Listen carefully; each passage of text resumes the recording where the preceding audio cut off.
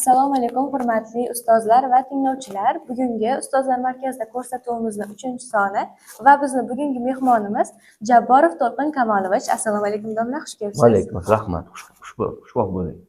Endi domla, bizni ko'rsatuvimiz shundan iborat. Biz sizga talabalardan kelgan savollarni yo'llaymiz va siz unga chiroyli javob berasiz degan umiddamiz. Boshlasak bo'ladimi? Bemalol. Xo'p, birinchi savolimiz. Hurmatli Jabborov To'lqin Kamolovich, bu sohaga kirib kelishingiz qanday bo'lgan? Hop, 1975-yilda men maktab bitirganman. 10-sinf bitirganmiz, o'qituvchilarimiz haqiqatan yaxshi o'qitgan. Yoki shunga qiziqtira olgan o'qishga. Lekin men o'zim meditsinaga qiziqqanman. Aytsam bo'laveradi bunaqa joylarga. Qiziqqanman, lekin o'sha paytda bitirgan paytimda akamlar bitirgan o'qishdi. Mendan kattagi, men oilada eng kichkinasiman.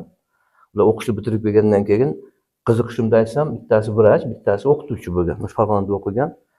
Uyimizda oldida GES bor. Janubiy Farg'ona kanalida eski qurilgan UFK1 deyilardi oldin. Hozir JFK deyiladi. Janubiy Farg'ona kanali birinchi GES bor. Quvvati 3 megavat katta. 6 kilovat kuchlarni chiqaradi. O'shanda ishlaysan deb energiyaga qiziqqanman. Kirasan deb aniqlashga yo'llanma berishgan. Keyin men ham o'ylab ko'rsam, haqiqatan ham uyimizda old degan GES.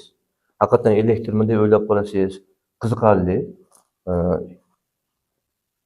Shunga qiziqib 75da imtihon topshirganmiz. Kelganman Farg'onaga. Kelib energetika fakulteti bo'lgan oldindan. Oldin mexanika, energetika birga bo'lishgan fakultetlarimiz. Ajrab chiqqanmiz keyin. O'zi 67-yilda ochilgan institutimiz. Lekin fakultetimiz ajrab chiqqandan keyin haqiqatan mutaxassislik bor ekan. Sanoat korxonalari, elektr ta'minoti, qishloq xo'jaligi, shaharlarda elektr ta'minot degan yo'nalish bor ekan. Yana qishloq xo'jaligi so'zni ko'rib, endi uyimizda GES bo'lgani uchun shunga hujjat topshirganman. Bu paytda ekzamen topshirardik, imtihon deyilardi. 4 ta imtihon bo'lgan. 2 ta og'zaki, 2 ta yozma. Ulardan ball to'plab 2 ta og'zakisidan 5 olganman. 2 tasidan 4 olganman yozmalardan. Insho yozmasi, oxirgisi insho deyiladi. Yozib beradi, tema beradi, yozib berasiz. Matematika og'zaki yozma bo'lgan. Fizika bilan matematika og'zaki bo'lgan. Og'zakilardan muammo bo'lmagan, chunki tushgan savollar hammasi maktabdagi o'qigan narsalarimiz ekan. Men o'zim qo'rqqanman ekzamenga javob qaytarishga. Lekin haqiqatan savol tushgandan keyin sal o'zimga kelganman. To'xtab maktabda o'qisam savollarni tushunadi. Lekin yozmasi bo'ldi, matematika, birinchi fizika bo'lgan. Fizikadan muammo bo'lmadi. Sababi haqiqatan aytganimda qanday savollar maktabdagi o'qituvchilarimiz yaxshi o'qitgan ekan. Haqiqatan hech qiynalmasdan tushgan savol masalasigacha yecha oldim. Muammo qo'shimcha savollar berishdi, javob berdim.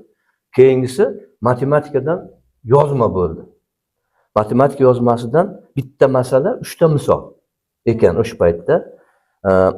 Masalani yechdim, 2 ta misol yechdim. Bitta misol yecha olmadim. Keyin vaqt tugab qoldi, yig'ishtirib ketishdi. Keyin haqiqatan ham to'g'ri yechgan ekanman, 4 chiqdi. Fizikadan 5 oldim, yozma 4 bo'ldi. Uni keyin so'raganman domlamdan, yecholmaganimni. Nimaga yecholmadim degan savol tug'ildi.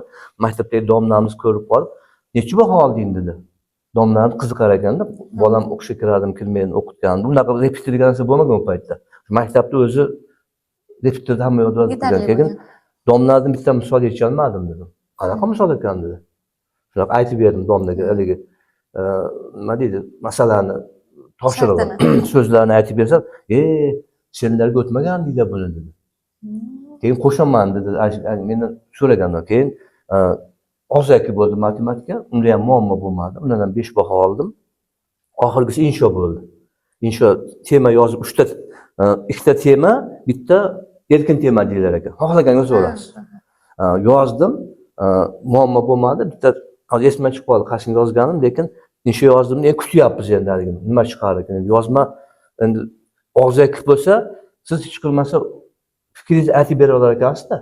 Yozmada juda qiyin ekan. Endi siz hozir miyangizda ekan yozar ekansizda, u nimani qolib ketmadimi esingizda degan tushuncha bor ekan. 3-4 kundan keyin chiqadi javob, chiqdi. Undan ham yaxshi 4 oldim. Shuning uchun endi diplomni ham qo'shardi, attestat bahosini ham. Qo'yingki to'plagan ballim 23 bo'ldi. 23 ball to'pladim, 25 ta. Ikkita yo'qotib qo'ydim-da. Bitta yozmadan yo'qotdim, bitta Matematika. Matematikani yo'qotdim. 23 ball to'pladim. Keyin mandat deyiladi u paytida. Rektorimiz Mahfuza Sultonovna qabul qilardi. Qabul qildi. Shunaqa o'g'lim 23 ball to'plabsan, rahmat senga, o'qitgan o'qituvchilaringga dedi. Yaxshi o'qigin dedi. Biz keyinchalik dedi, yaxshi o'qiganlarni olib qolib dedi, markaziy u paytda sentralni deyilardi. Markazlarga o'qishga yuboramiz dedi. Rus tilini o'rgangin, hali qilamiz. Endi u paytda uni hayolimizda yo'q, faqat ishlash hayolimizda bor.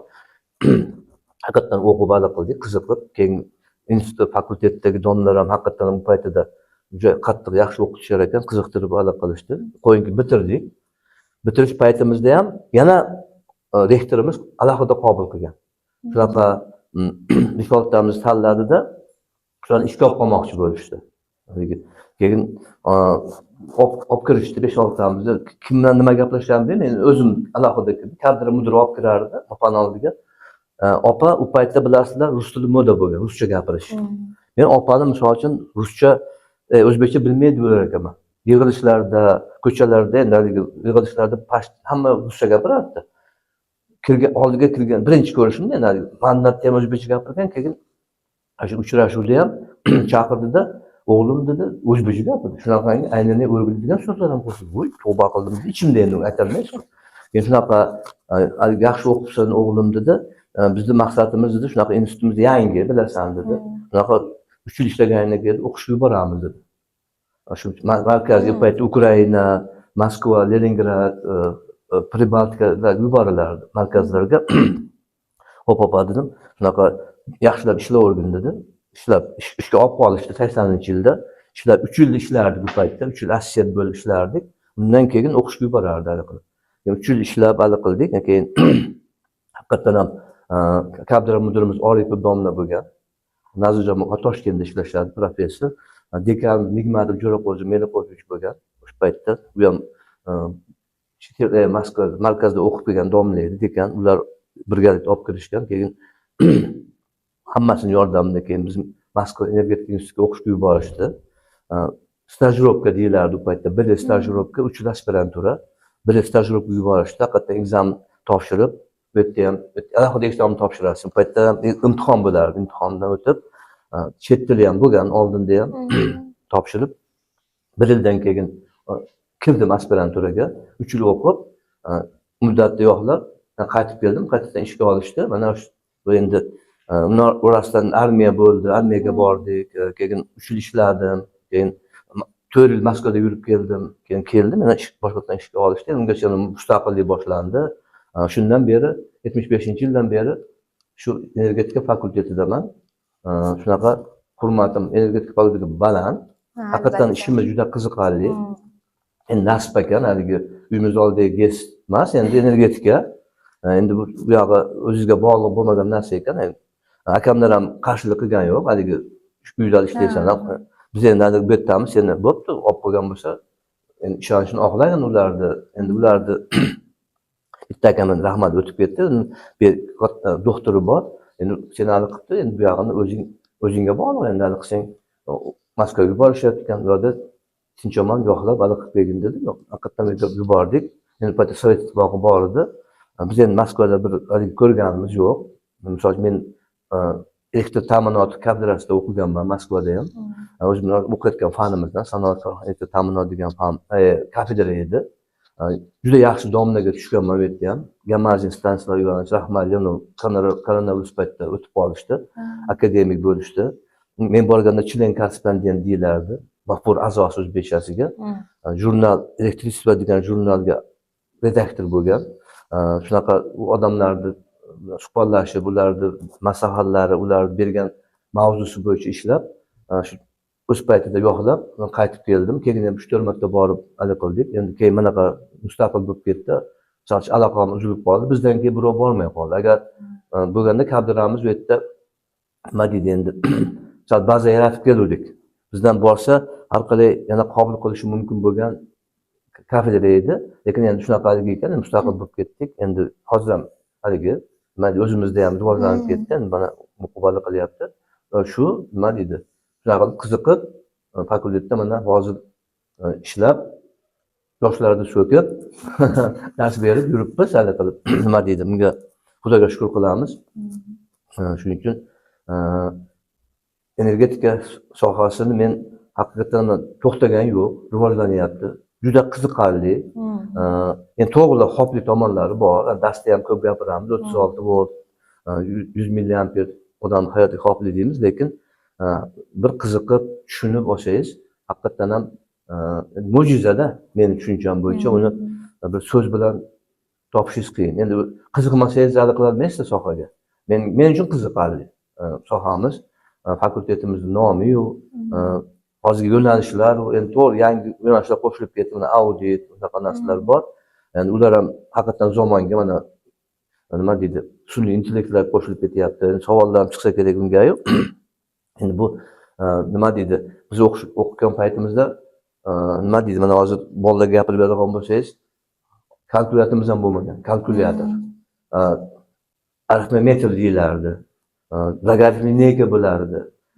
Haligi ichidan, sizlar ko'rmagansizlar, uni ichidan chiqadi, ko'paytirish, bo'lish hamma ishni qilaverardi. Sinus kosinusdan topib berardi. Sekin-sekin 80-yillarda keyin kelishni boshladi.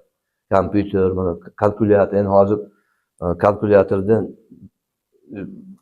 hammada bor endi. Ko'tarib yuribmiz cho'ntagimizda desam bo'laveradi.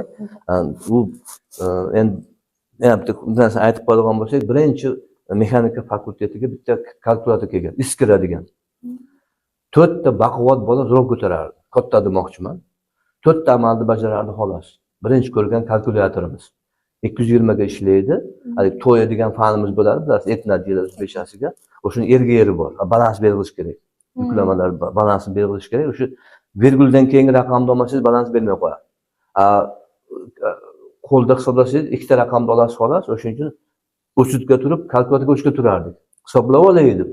Mana endi hozir imkoniyatlar yoshlarga ko'p. Kompyuter muammo emas hozir.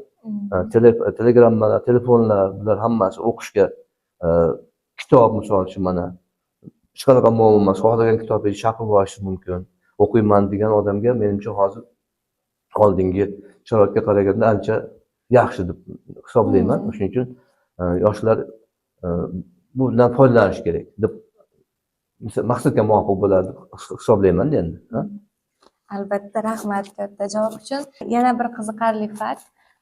Jabborov To'lqin Kamolovich mani otamlarga ham dars berganlar. Men hozirgi kunda endi o'zimga dars beryaptilar. Bu men uchun juda ham katta sharaf, domla. Rahmat. Rahmat. Biz ham men ham xursandman. Sizni farzandingizga dars bersangiz yana ham xursand bo'laman. Hurmatli Jabborov To'lqin Kamolovich, bugungi kunda energetika sohasiga texnologik o'zgarishlar juda tez kechmoqda. Ayniqsa aqlli tarmoqlar, raqamlashtirish va sun'iy intellekt asosida boshqaruv tizimlari rivojlanmoqda. Shu nuqtai nazardan sizningcha kelajakda elektrotexnika muhandisligi uchun muhimroq omil qaysi? Chuqur nazariy bilimlar yoki real tizimlar bilan ishlashga qaratilgan amaliy va raqamli ko'nikmalarchi va o'quv jarayonlarida bu ikki yo'nalish o'rtasida optimal muvozanat qanday bo'lishi kerak? Tushunarli. Sun'iy intellekt va programmalar bular albatta juda yaxshi. Bularsiz iloji yo'q. Zamonga barobar yurish kerak. Haqiqatan ham kompyuterlar mana hozir rivojlanib, sun'iy intellektlar rivojlanyapti. Sistemamizni programmalar bilan boshqarilyapti. Lekin bitta ma'lumot eski bo'lsa ham aytishim kerak. Mana bilasizlarki, kompyuterni boshlanishlari Pascaldan boshlangan. Arifmetr degan narsa chiqargan. Lekin arifmetr bo'ladimi?